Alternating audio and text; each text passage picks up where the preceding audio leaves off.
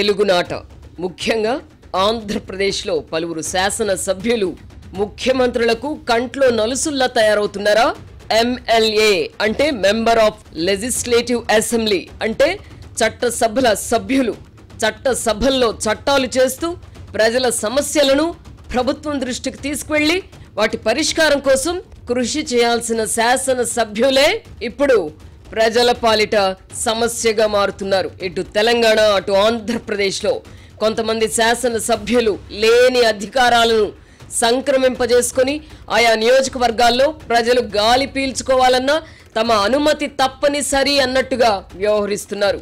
2004 నుంచి ప్రారంభమైన ఈ ధోరణి ఇప్పుడు ఆంధ్రప్రదేశ్లో వెర్రి తలలు వేస్తోంది. జగన్మోహన్ రెడ్డి హయాంలో శాసన సభ్యులకు అపరిమిత స్వేచ్ఛనివ్వడంతో వారు ప్రభుత్వ కార్యాలయాలను తమ అజమాయిషీలోకి తెచ్చుకున్నారు. ఇప్పుడు కూటమి ఎమ్మెల్యేలకు అదే ఆదర్శమైంది. గతానికి భిన్నంగా ఈ జాడ్యం ఇప్పుడు తెలంగాణకు కూడా విస్తరించింది. 2009లో ఎమ్మెల్యేగా ఎన్నికైన లోక్సత్తా అధినేత జయప్రకాష్ నారాయణ మంచినీటి సరఫరా, డ్రైనేజ్ వంటి స్థానిక సమస్యలను తన దృష్టికి తీసుకొచ్చిన వారిని ఉద్దేశించి వాటి గురించి స్థానిక ప్రజాప్రతినిధులైన కార్పొరేటర్లకు చెప్పాలని సూచించేవారు. ఇది ప్రజలకు రుచించలేదు, అది వేరే విషయం. 1983కు ముందు గ్రామీణ ప్రాంతాల్లో ప్రభుత్వం ఉనికి ఉండేది కాదు. అక్కడి ప్రజా సమస్యలను స్థానిక సంస్థలే పరిష్కరించేవి. అప్పట్లో ఎమ్మెల్యేలు ప్రజలకు పెద్దగా అందుబాటులో ఉండేవారు కాదు. ఎమ్మెల్యేలను కలుసుకోగలిగే పరిస్థితి జిల్లాల్లోనే కొద్ది మందికే ఉండేది. ఇక మంత్రులు, జిల్లా కలెక్టర్లను కలుసుకోవడం అరుదైన అవకాశంగా ఉండేది. అలా కలుసుకోగలిగిన వారిని పలుకుబడి ఉన్నట్టు పరిగణించేవారు. ఆ తర్వాత ఎన్టీఆర్ హయాంలో ప్రభుత్వాన్ని ప్రజలకు చేరువ చేశారు. దీంతో ఎమ్మెల్యేలు ప్రజల్లో తిరగక తప్పలేదు. ఫలితంగా ప్రజలు తమ వ్యక్తిగత సమస్యలను, కుటుంబ పంచాయతీలను పరిష్కరించవలసిందిగా కూడా ఎమ్మెల్యేలను కోరేవారు. మొగుడు పెళ్లాల పంచాయతీలు తామెందుకు పరిష్కరించాలని ఆ రోజుల్లో ఎమ్మెల్యేలు విసుక్కునేవారు. హైదరాబాద్లో ఉండే తమ ఎమ్మెల్యేలను తెలంగాణ జిల్లాలకు చెందిన ప్రజలు వచ్చి కలుసుకుని బాధలు చెప్పుకునేవారు.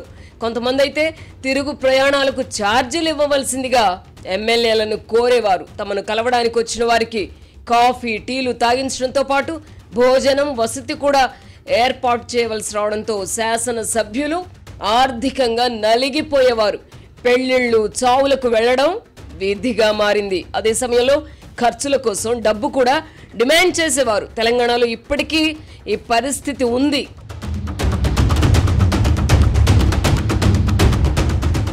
కొంతకాలం క్రితం ఒక లారీ డ్రైవర్ తమ నియోజకవర్గ ఎమ్మెల్యేకు ఫోన్ చేసి తాను డ్యూటీ మీద దూరంగా ఉన్నానని, పురిటి నొప్పులతో బాధపడుతున్న తన భార్యను ఆసుపత్రిలో చేర్పించి ప్రసవం చేయించవలసిందిగా కోరారు. ఇలాంటి విచిత్రమైన అనుభవాలను శాసన సభ్యులు గతంలో పంచుకునేవారు. ఇదంతా గతం. ఇప్పుడు ఎమ్మెల్యేలు ఆయా నియోజకవర్గాలకు సామంతరాజులుగా, దండనాయకులుగా తయారయ్యారు. తెలంగాణలో కూడా ఈ పోకడలు మొదలయ్యాయి. తెలంగాణలో యూరియా కొరత ఇప్పుడు ప్రధాన సమస్యగా ఉంది. రైతులు ప్రభుత్వాన్ని నిందిస్తున్నారు.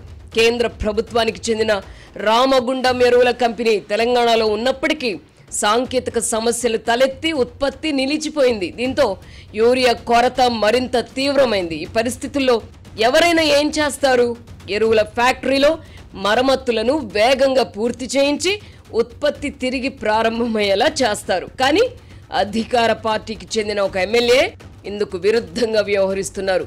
మరమ్మతుల కాంట్రాక్ట్ పొందిన సంస్థ ప్రతినిధులు తనను కలిసి తన సంగతి ఏమిటో తేల్చకపోతే ఎలా అని భీష్మించుకుని కూర్చున్నారు. ఈ వ్యవహారం మంత్రి, ముఖ్యమంత్రి వరకు వెళ్ళింది. దీంతో సంబంధిత శాఖ మంత్రి కల్పించుకొని సదరు ఎమ్మెల్యేను పిలిపించుకొని సర్ది చెప్పారు. ఈ ధోరణిని ఏమనాలి? ఇల్లు తగలబడుతుంటే బొగ్గులు ఏరుకోవడానికి ప్రయత్నించినట్టుగా లేదా?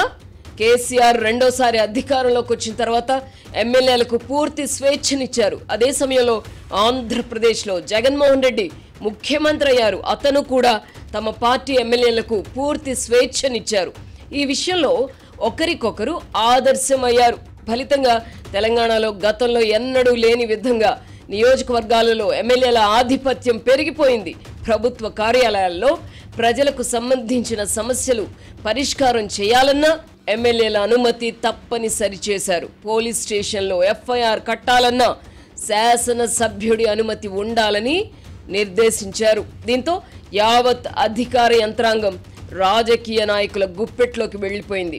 ఒకవైపు లేని అధికారాలను అనుభవిస్తూ మరోవైపు భూ కబ్జాలు దందాలలో ఎమ్మెల్యేలు మునిగి తేలారు. ఫలితంగా 2023 ఎన్నికలకు ముందు భారత రాష్ట్ర సమితికి చెందిన శాసనసభ్యులపై ప్రజల్లో తీవ్ర వ్యతిరేకత ఏర్పడింది.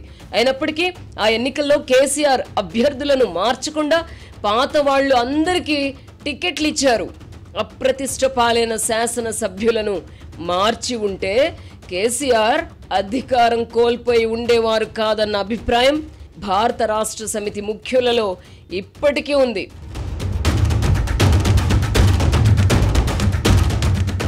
ప్రభుత్వ వ్యవహారాలలో శాసనసభ్యులు జోక్యం చేసుకునే విధానం 2004 నుంచే మొదలైంది. దీంతో శాసనసభ్యులు అక్రమ సంపాదనకు అలవాటు పడ్డారు. ఇప్పుడు అదొక హక్కుగా మారింది. ముఖ్యమంత్రులు సైతం ఎమ్మెల్యేలను అదుపు చేయలేని పరిస్థితి ఏర్పడింది.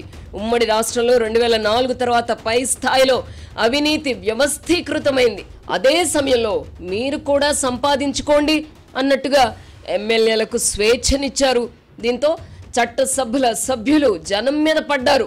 5 ఏళ్ల పాటు సంపాదించిన డబ్బుతో ఎన్నికల్లో మళ్లీ గెలవడానికి విచ్చలవిడిగా ఖర్చు చేయడం మొదలుపెట్టారు. దీంతో తెలుగునాట ఇప్పుడు ప్రధాన పార్టీల అభ్యర్థులు ఒక నియోజకవర్గంలో సగటున 30 కోట్లు ఖర్చు చేయాల్సిన పరిస్థితి. వచ్చే ఎన్నికల నాటికి ఈ మొత్తం ఇంకా పెరుగుతుంది. తెలుగు రాష్ట్రాలలో ఎన్నికలు ఖరీదైన వ్యవహారంగా మారే 1985 ఎన్నికల్లో వెనుకబడిన శ్రీకాకుళంలోని ఎచ్చర్ల నియోజకవర్గం నుంచి తెలుగుదేశం తరపున పోటీ చేసిన ప్రతిభా భారతికి అయిన ఎన్నికల వ్యయం ఎంతో తెలుసా?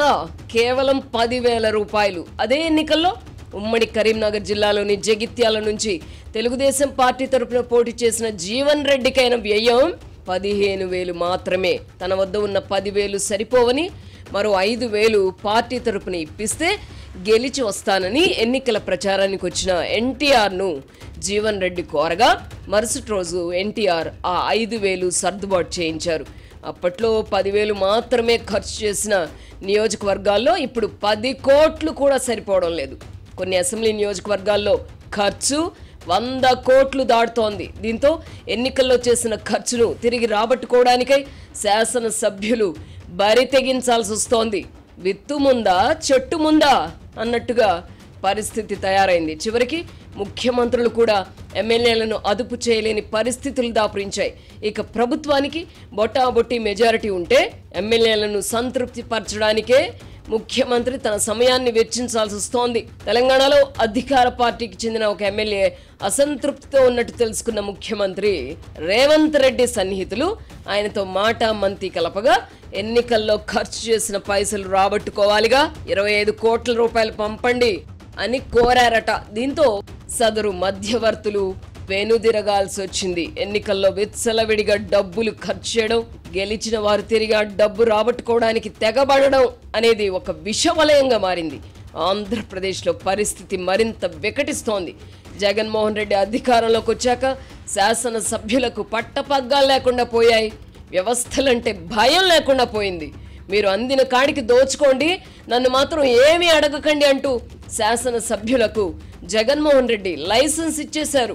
ప్రభుత్వ యంత్రాంగాన్ని కూడా కళ్ళు మూసుకోమన్నారు. ఎమ్మెల్యే చెప్పిన మాట వినాల్సిందే అని అధికార యంత్రాంగాన్ని ఆదేశించారు. ఫలితంగా రాష్ట్రంలో ఒక రకమైన అరాచక వాతావరణం ఏర్పడింది. రూల్ ఆఫ్ లా గాలికి పోయింది. సహనం నశించిన ప్రజలు 2024లో జరిగిన ఎన్నికల్లో అధికార వైసీపీని 11 సీట్లకే పరిమితం చేసి కూటమికి అఖండ మెజారిటీని కట్టబెట్టారు.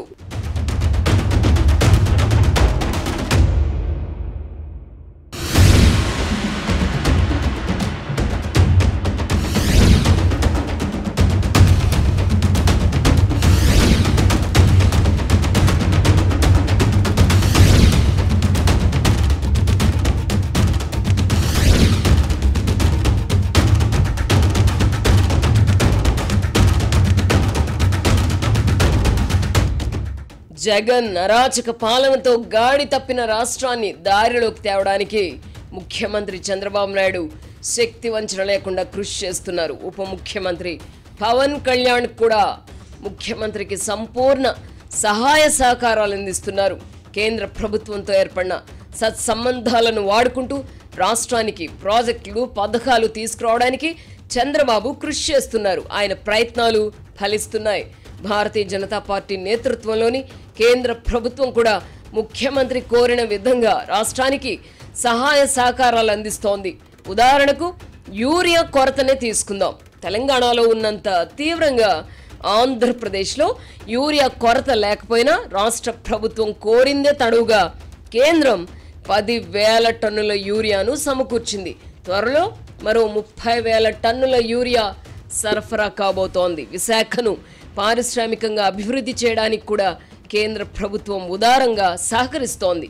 రాష్ట్రాభివృద్ధికి ఉన్నత స్థాయిలో కృషి జరుగుతోన్న వేళ క్షేత్రస్థాయిలో కొంతమంది ఎమ్మెల్యేలు వ్యవహరిస్తున్న తీరును ప్రజలు జీర్ణించుకోలేకపోతున్నారు. జగన్మోహన్ రెడ్డి హయాంలో శాసనసభ్యులు అనుసరించిన ధోరణినే కూటమి ఎమ్మెల్యేలు ఇప్పుడు ఆదర్శంగా తీసుకుంటున్నారు. ప్రభుత్వ కార్యాలయాల్లో ఫైలు కదలాలంటే స్థానిక శాసనసభ్యుడి అనుమతి తప్పనిసరి చేశారు. హైదరాబాద్కు చెందిన ఓ వ్యక్తి ఇటీవల ఉమ్మడి చిత్తూరు జిల్లాలో ఒక ఆస్తి రిజిస్ట్రేషన్ కోసం వెళ్ళగా స్థానిక ఎమ్మెల్యేతో ఒక మాట చెప్పించండి అని సబ్ రిజిస్ట్రార్ అడిగారట. ఆస్తుల క్రయ విక్రయాలతో ఎమ్మెల్యేలకు ఏం పని అని ప్రశ్నిస్తే సమాధానం ఉండదు. రియల్ ఎస్టేట్ వ్యాపారులు లేఅవుట్లు వేయాలన్నా ఎమ్మెల్యేల అనుమతి తప్పనిసరి. భూ వినియోగ మార్పిడి జరగాలన్నా స్థానిక శాసనసభ్యుడిని సంతృప్తి పరచాలి. చివరికి ఇళ్ళు కార్యాలయ భవనాల నిర్మాణం కోసం మున్సిపల్ అనుమతులు కావాలన్నా శాసనసభ్యుడి పర్మిషన్ ఉండాల్సిందే.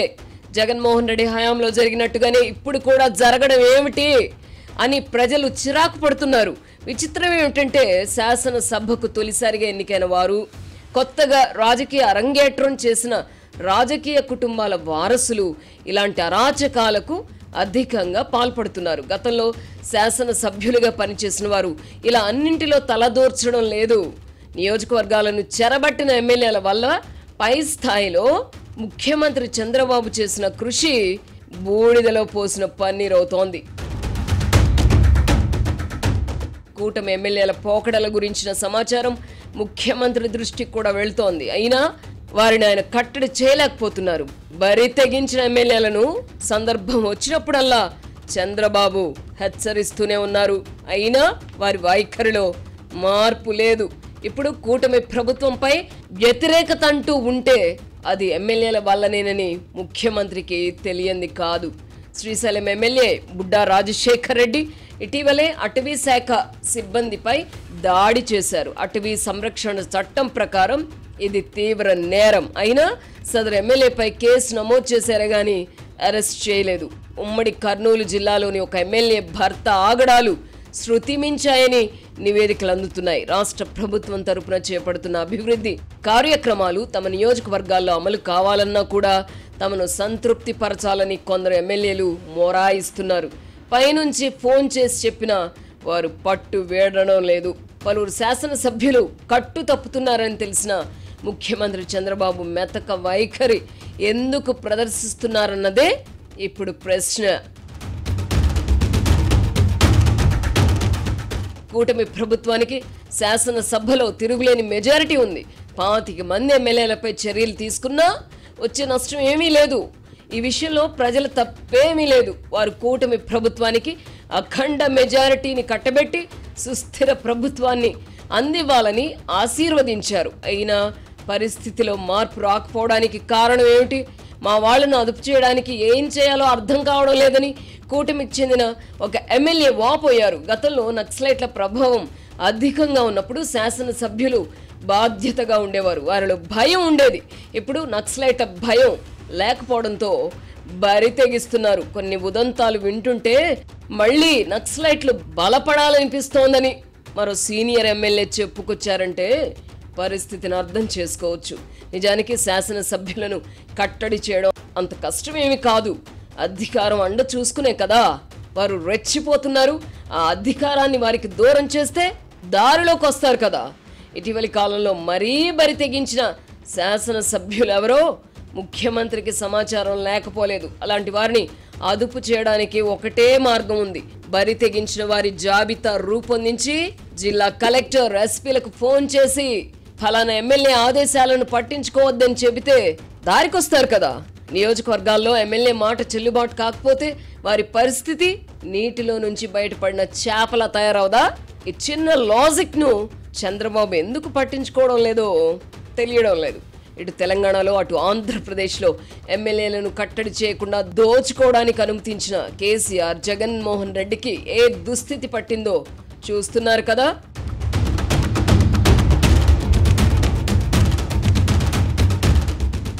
ఈ సందర్భంగా మహాభారతంలోని ధృతరాష్ట్రుడి పాత్ర గురించి చెప్పుకుందాం. ధృతరాష్ట్రుడికి పాండవుల మీద ప్రేమ ఉండేది. తమ్ముడి పిల్లలకు న్యాయం చేయాలని కోరుకునేవారు. అయితే నిండు సభలో పాండవులకు అన్యాయం జరిగిన సందర్భాలలో కూడా కుమారులైన కౌరవులను కట్టడి చేయలేక మౌనంగా ఉండేవారు. ద్రౌపది వస్త్రాపహరణం సమయంలో కూడా ధృతరాష్ట్రుడు మౌనంగా ఉండిపోయారు. అన్యాయాన్ని నిలువరించే ప్రయత్నం చేయలేదు. ఫలితంగా మహాభారత సంగ్రామం జరిగి కౌరవులందరూ హతమయ్యారు. కురు సామ్రాజ్యం అంతరించిపోయింది. అలాని ధృతరాష్ట్రుడు మంచివాడు కాడని చెప్పలేం. చెడును, అన్యాయాన్ని నిలువరించని వారు ఫలితం అనుభవిస్తారని చెప్పడానికి మహాభారతంలో ఈ ఉదంతాలను పేర్కొనుంటారు. వర్తమానంలోకి వస్తే ఆంధ్రప్రదేశ్ ముఖ్యమంత్రి చంద్రబాబు మరో ధృతరాష్ట్రుడిలా మిగిలిపోకూడదు. శాసనసభ్యుల పోకడలను అదుపు చేయని పక్షంలో వచ్చే ఎన్నికల్లో కౌరవులకు పట్టిన గతే కూటమి సభ్యులకు పట్టదా? మనం ప్రజాస్వామ్యంలో ఉన్నాం కనుక యుద్ధం బదులు ఎన్నికలు జరుగుతాయి. ప్రజాభిమానం కోల్పోయిన వారందరూ ఓడిపోతారు. రాష్ట్రాన్ని ఒడ్డున పడేయగలరని ఆయన మీద ప్రజలకు నమ్మకం ఉంది. ప్రజల్లో ఉన్న ఈ నమ్మకం కొనసాగాలంటే దారి తప్పిన శాసనసభ్యులను వెంటనే దారిలో పెట్టడానికి చంద్రబాబు కొరడా ఝుళిపించాలి. మంచితనం, మెతక వైఖరి అన్ని వేళలా మంచివి కావు. నచ్చజెప్పడానికి చేసిన ప్రయత్నాలు ఫలించనప్పుడు భయపెట్టడం ఒక్కటే మార్గం. నిజానికి కొద్ది మంది మినహా మెజారిటీ ఎమ్మెల్యేలకు ఎన్నికల సమయంలో పార్టీ పరంగానే ఆర్థిక సహాయం అందింది. చంద్రబాబుపై నమ్మకంతో ఎంతో మంది పార్టీ ఫండ్ ఇచ్చారు. ఆయన కూడా పలువురిని ఒప్పించి మెప్పించి నిధులు సేకరించి పార్టీ అభ్యర్థులకు అందించారు. అయినా ఎన్నికల్లో గెలవడానికి ఆస్తులు అమ్ముకున్న వారిలా కొంతమంది ఇలా బరి తెగించడం ఎందుకు? శాసనసభ్యులకు అపరిమిత అధికారాలు కల్పిస్తూ రావడం వల్లనే ప్రస్తుత దుస్థితి. ప్రభుత్వ కార్యాలయాల రోజువారీ కార్యక్రమాలతో ఎమ్మెల్యేలకు ఏం పని? అధికారులు స్వేచ్ఛగా తమ విధులను నిర్వర్తించే వెసులుబాటు కల్పించాలి కదా. ప్రభుత్వం వేరు, ఎమ్మెల్యే వేరు. అధికార కూటమికి చెందిన వారైనంత మాత్రాన, శాసనసభ్యులు చెప్పినంత మాత్రాన అధికారులు, పోలీసులు నడుచుకోవాలని ఏ చట్టంలో ఉంది? చట్టాలు, నిబంధనల అమలు బాధ్యత అధికారులదే.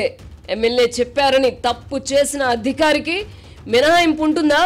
శాసనసభ్యులు కూడా తాము కేవలం 5 ఏళ్ల కాల పరిమితికే ఎన్నుకోబడ్డామన్న వాస్తవాన్ని విస్మరించి తమ అధికారం శాశ్వతమని ఎందుకు విర్రవేగుతున్నారో అర్థం కావడం లేదు. అధికారం శాశ్వతం కాదని తెలిసి కూడా వల్లమాలిన అధికార దర్పాన్ని ఒలకబోస్తే రేపటి పరిస్థితి ఏమిటి అన్నది తెలుసుకోవాలి కదా. తప్పు చేస్తున్న వారిని దారిలోకి తెచ్చుకోవడానికి ముఖ్యమంత్రి చంద్రబాబు నయానో భయానో చేస్తున్న ప్రయత్నాలు ఫలించనందున ఇక మిగిలింది దండోపాయమే. హద్దు మీరుతున్న ఎమ్మెల్యేలను బ్లాక్ లిస్ట్లో పెట్టి వారిని ప్రభుత్వ యంత్రాంగం పట్టించుకోకపోతే అందరూ దారిలోకి వస్తారు. తమది మంచి ప్రభుత్వమే కాదు, బలమైన దృఢమైన ప్రభుత్వం అని ప్రజల్లో నమ్మకం కలిగించాల్సిన బాధ్యత ముఖ్యమంత్రి చంద్రబాబుదే.